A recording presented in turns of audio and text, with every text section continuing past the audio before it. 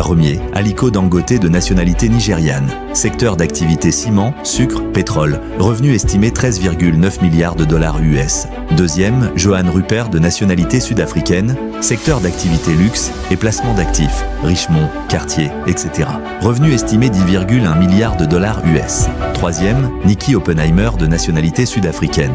Secteur d'activité extraction et négoce de diamants. Revenu estimé 9,4 milliards de dollars US. Quatrième, Nassef Sawiris de nationalité égyptienne. Secteur d'activité construction, investissement.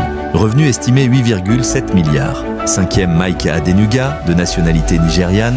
Secteur d'activité télécommunications, pétrole. Revenu estimé 6,9 milliards de dollars US. Vous venez de découvrir les 5 plus riches hommes d'Afrique et le point commun entre tous, c'est qu'ils sont des entrepreneurs. Grande fut ma surprise de ne voir dans cette liste aucun Africain noir francophone. La liste est longue, mais on va se contenter juste de ces exemples-là pour aborder dans cette vidéo 10 idées de business qu'il vous faut absolument savoir pour amorcer dès maintenant votre parcours vers la liberté financière. Vous en avez marre de dépendre uniquement d'une seule source de revenus ou encore vous peinez à vous procurer le minimum de plaisir pendant vos moments récréatifs. Vos efforts au quotidien se résument à comment jeûner les deux. Alors, restez dans cette vidéo jusqu'à la fin car je vais vous livrer la meilleure méthode et la recette parfaite pour se faire le plus d'argent en entrepreneuriat. Commencez par gagner de l'argent à partir de 0 francs. Je dis bien 0 francs. Comme d'habitude, les bonnes choses sont toujours réservées pour la fin. Un super bonus vous y attend. Top, notre aventure commence.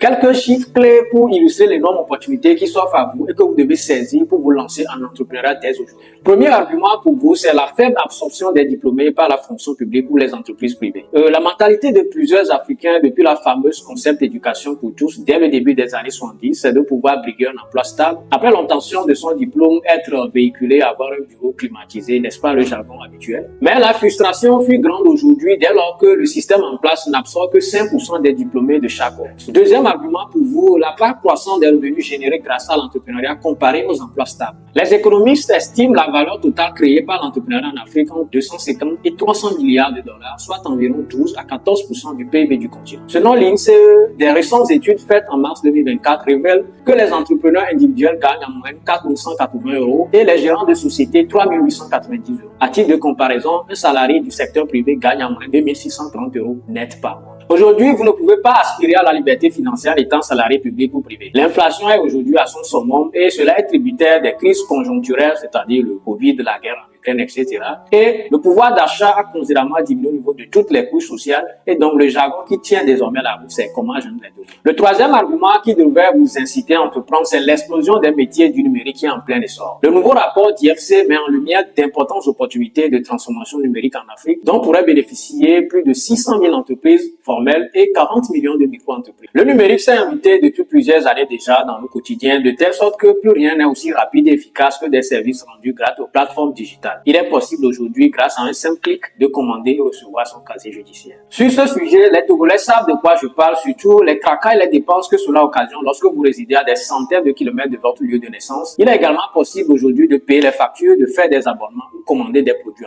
Le quatrième booster, c'est l'abondance des intelligences artificielles qui révolutionne le monde du numérique. L'adoption réussie de solutions d'IA va au-delà de la simple mise en œuvre technique. En tout lieu, l'intelligence artificielle permet de faciliter la vie aux clients et de faire des investissements intelligents. eDreams, Opodo, GoVoyage et TravelLink sont alimentés par une technologie de pointe à base d'intelligence artificielle. Cette technologie traite plus de 2 milliards de recherches mensuelles d'utilisateurs. Il est impossible pour un être humain de traiter un tel volume d'informations. Nous devons trouver des moyens de traduire efficacement cette masse de données en options de voyage ciblées et pertinentes pour les consommateurs. Le seul moyen d'y parvenir, c'est l'intelligence artificielle. L'IA en Afrique, c'est un secteur non encore exploité dans toute sa dimension. Plusieurs opportunités pour les start-upers, les créateurs de contenu, les commerçants, les réalisateurs, les infographes, pour ne citer que ceux-là. Cinquième et dernier booster qui devrait vous inciter à vous lancer dans l'entrepreneuriat, c'est de prendre l'Afrique comme une terre d'opportunités pour se faire de l'argent à travers l'entrepreneuriat. L'Afrique compte aujourd'hui des millions de terres arables, un atout indéniable pour se lancer dans le domaine agricole. Le climat tropical également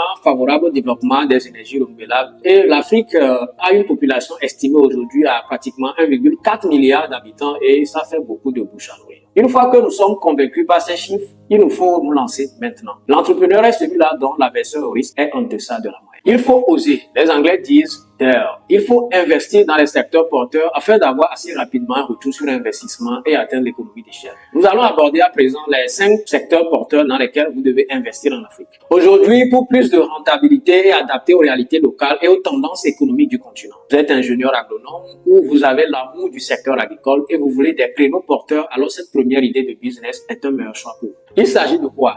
Il s'agit de l'agritech, l'agriculture intelligente. C'est une pratique de production agricole qui consiste à utiliser des technologies telles que l'IDO, la robotique, les drones et l'intelligence artificielle, entre autres, pour gérer les exploitations agricoles, augmenter la production et réduire les impacts environnementaux. L'agriculture est un pilier de l'économie africaine. Utiliser la technologie pour améliorer la productivité agricole peut être très rentable. Cela inclut l'utilisation de drones pour suivre les cultures, des capteurs pour l'irrigation automatique et des plateformes numériques pour connecter les agriculteurs au marché. Pourquoi c'est prometteur? L'Afrique dispose de vastes terres agricoles, mais la productivité reste faible. Les solutions technologiques adaptées aux réalités locales peuvent accroître les rendements et répondre à la demande alimentaire croissante, notamment avec une population en pleine expansion. Certaines instances mondiales, à l'instar de la Banque mondiale, a approuvé cette année une enveloppe de dons d'un montant de 40 millions de dollars de l'IDA en faveur du projet ECRA, accélérer l'impact de la recherche climatique du CJA en Afrique, auquel s'ajoute la fondation Bill et Melinda Gates qui prévoit de fournir un financement parallèle de 18,8 millions de dollars à l'appui du projet pour un impact plus important. Et l'Office chérifien des phosphates OCP apportera également 5 millions de dollars en soutien au nouveau pôle dédié à la fertilité des sols. Quelques exemples d'opportunités, vous avez la ferme intelligente, les plateformes de commerce agricole, l'agriculture durable et solutions de gestion des intrants agricoles. Le deuxième secteur dans lequel vous devez investir en Afrique, c'est le domaine des énergies renouvelables. L'accès à l'énergie est un défi majeur en Afrique, surtout dans les zones rurales. Lancer une entreprise spécialisée dans les solutions d'énergie solaire, éolienne ou biomasse peut répondre à la demande en électricité tout en étant écologiquement responsable. Pourquoi c'est prometteur? Avec la transition mondiale vers les énergies propres et les efforts des gouvernements africains pour électrifier les zones rurales, les solutions d'énergie renouvelable représentent un marché à forte croissance. Quelques exemples d'opportunités, vous avez l'installation de panneaux solaires, les ventes de kits solaires domestiques, solutions de stockage d'énergie, microgrid pour les zones isolées. Le troisième secteur également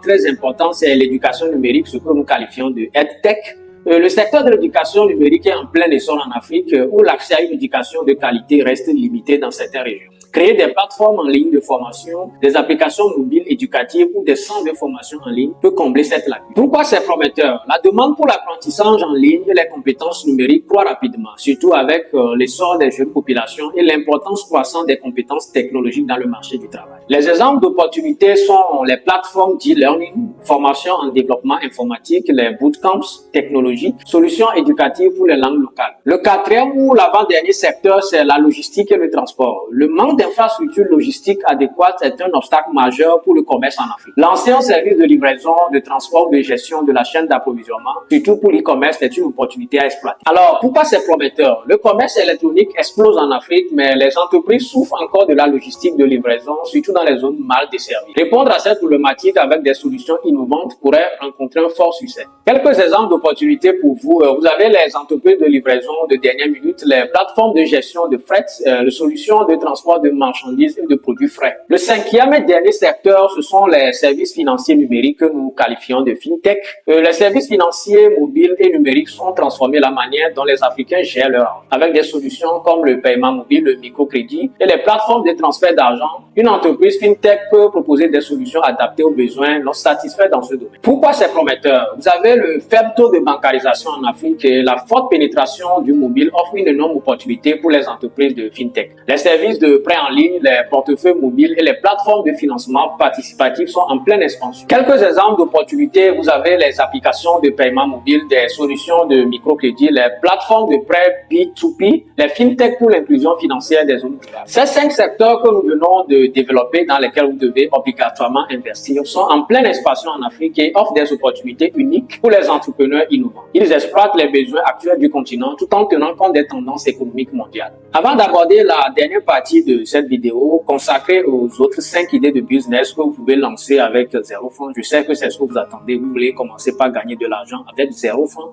Alors, je vous invite à liker la vidéo, à vous abonner à la chaîne si vous n'avez pas encore fait et à laisser vos commentaires pour partager d'autres idées de business à succès. Le premier business que vous pouvez lancer avec 0 francs et qui a succès aujourd'hui, c'est que vous avez des talents en programmation, par exemple, ou en conception web, en conception d'affiches ou encore vous êtes designer, graphiste, vous avez d'autres compétences créatives, il est possible pour vous de monétiser vos talents grâce à des plateformes comme Upwork, Fiverr ou 99 Design pour trouver des clients. Ces plateformes sont des carrefours où les demandes et les offres se confondent. Beaucoup d'entreprises aujourd'hui ne veulent plus recruter sur contrat de pareil profil au risque d'alourdir les charges financières de l'entreprise. Donc, elles font souvent recours à des prestataires ponctuels qui offrent leurs services moyennant une facture. Il vous suffit juste d'être connecté à Internet, d'avoir des modèles préconçus que vous pouvez afficher en termes de publicité pour se démarquer. Il vous faut proposer des modèles innovants défiant la concurrence. Bref, il faudra se perfectionner davantage pour attirer plus de clients. Comme exemple de réussite, vous avez Jacob Mike Miller, un freelancer copywriter qui a construit une carrière à 6 chiffres, ça veut dire des millions de revenus à partir de 0 francs. Comme astuce pratique, vous devez avoir un portfolio, c'est-à-dire un dossier physique ou un espace numérique, site web, blog, médias sociaux, etc.,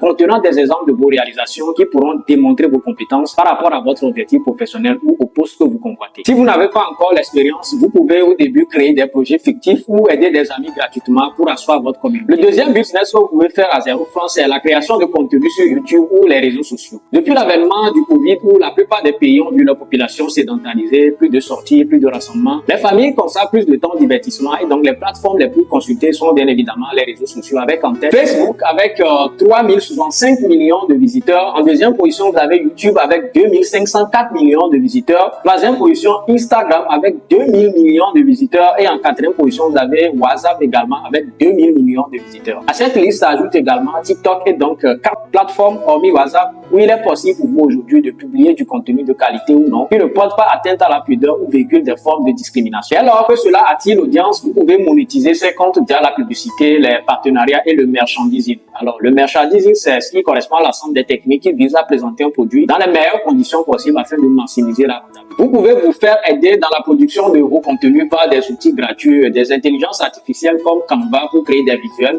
ChatGPT pour des idées de contenu, OBS Studio pour enregistrer des vidéos et YouTube Studio pour le montage. Comme exemple de réussite, vous avez Ali Abdal, un créateur de contenu qui partage des conseils sur la productivité et qui a bâti une marque autour de sa chaîne YouTube. Ses revenus sont estimés aujourd'hui à des milliers d'euros mensuels. Comme conseil, il est nécessaire pour vous de choisir une niche et d'être régulier avec le contenu pour développer une audience fidèle. Le troisième business, c'est le print on demand, c'est un terme anglais, ça veut dire une technique d'impression et un processus commercial qui consiste à offrir rapidement et en petite quantité des ouvrages dont le faible tirage induirait des coûts excessifs en impression traditionnelle. Vous pouvez créer des produits personnalisés, des t-shirts, des mugs, accessoires sans investir dans l'inventaire. Les plateformes comme Printful ou Teespring permettent de commencer sans capital. Comme exemple de réussite, vous avez Michael Isani qui a lancé un business de print on demand générant des milliers de dollars mensuels juste en concevant des t-shirts depuis chez lui. Vous pouvez toujours vous faire aider par l'intelligence artificielle, des outils gratuits comme Canva ou GIMP pour créer des designs simples et efficaces. Le revenu estimé est de 300 à 400 euros mensuels. Le quatrième business, c'est du coaching ou du mentorat en ligne. Les formations en présentiel consomment du temps, de l'énergie et engendrent des coûts collatéraux comme les déplacements en plus des frais de formation. Les technologies de l'information et de la communication nous donnent assez d'opportunités aujourd'hui de renforcer nos capacités, d'acquérir d'autres compétences via des cours ou des formations en ligne. Donc, si vous avez des compétences dans un domaine pointu où vous êtes expert, comme le disent certains, soit par apprentissage ou par formation, vous pouvez partager vos compétences et expertise via des séances payantes de coaching en ligne, fitness,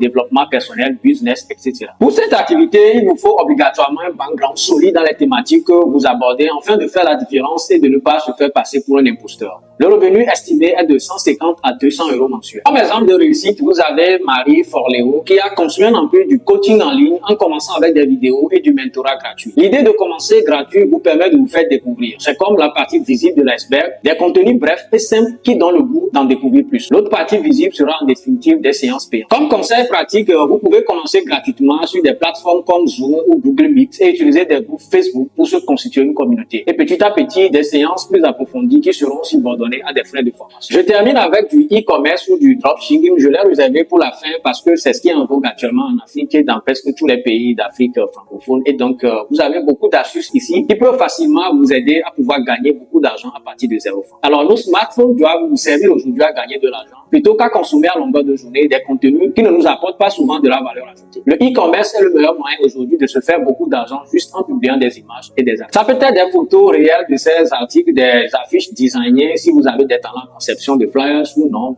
L'intelligence artificielle aujourd'hui nous permet de faire ces choses-là. Le but, c'est de susciter l'intérêt de nos contacts sur WhatsApp, Facebook, etc. par rapport aux articles publiés. Vous devez disposer de fournisseurs, des détenteurs de boutiques dont le partenariat sera gagnant-gagnant. Les clients qui solliciteront les articles en question seront dirigés vers les boutiques. Chaque vente correspond à une commission que vous aurez définie ensemble avec le fournisseur au prorata du prix de l'article vendu et c'est ce que nous qualifions de dropship. Le revenu estimé à environ 200 € mensuels. Il vous suffit d'être actif et interactif avec vos clients pour réaliser le maximum de chiffre d'affaires. Ou mieux encore, vous avez un moyen de déplacement qui peut vous permettre une base de confiance entre le fournisseur d'une part et la possibilité pour vous d'assurer la livraison des produits commandés. Ça vous permettra de desservir les clients qui ne peuvent pas ou n'ont pas suffisamment de temps matériel pour se rendre dans les boutiques. Vous gagnerez doublement parce que les frais de livraison seront assurés soit par le fournisseur, si cela est inclus dans le prix de l'article ou le client pour en avoir exprimé la demande. Utilisez WhatsApp, Facebook, TikTok ou d'autres applications conçues pour confronter les offres et les demandes d'articles ou exposer vos articles, surtout accompagnés de leur prix et d'une mini description. Le prix est un facteur d'incitation pour quiconque regarde votre article. Généralement, les viewers sont emballés lorsqu'ils peuvent faire le rapport qualité-coût sans avoir à faire des efforts de demande d'informations supplémentaires. Les flyers ont un impact visuel plus fort que les photos réelles, mais soutenir la prospection à travers des photos réelles également vous permet de rassurer le client quant à la disponibilité en stock de l'article. Comme bonus pour aujourd'hui, voici 10 qualités essentielles d'un bon vendeur basées sur des pratiques efficaces dans le domaine des ventes.